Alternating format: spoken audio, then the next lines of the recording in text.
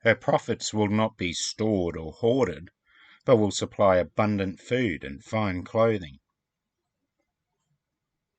God's influence makes things holy.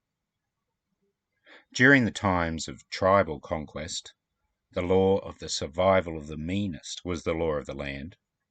But God then took the biggest tribe of them all, the Roman Empire, and turned it Christian, dissolving the barbaric practices and turning an empire into a church.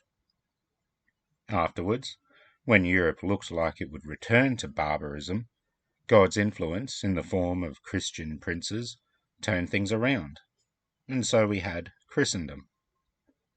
Then, in the age of exploration, greedy men went to discover foreign lands, to enslave the people and steal their riches.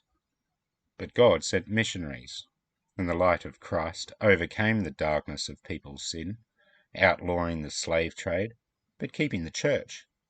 And now the Bible has been translated into more languages than the printers can keep up with. God also sanctifies commerce. The trade ships of Tarshish, carrying ruthless merchants and adept money grubbers, are laid low and humbled by God's awesome presence. But God then takes their skill and uses it for His glory, glory which is revealed in the prosperity of those who follow in God's ways.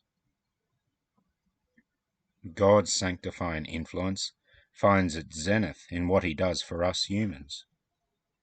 Through the crucifixion of Jesus, a people has been set aside. When Jesus then returns in glory to judge the living and the dead, He will take this special group of people and shower upon us such blessing as we cannot even imagine. If God can make something as banal as trade holy, then how wonderful it is that He takes the human being, an infleshed soul with its own opinions, emotions, aspirations, and makes it so holy that it can stand in the presence of the unveiled Christ forever.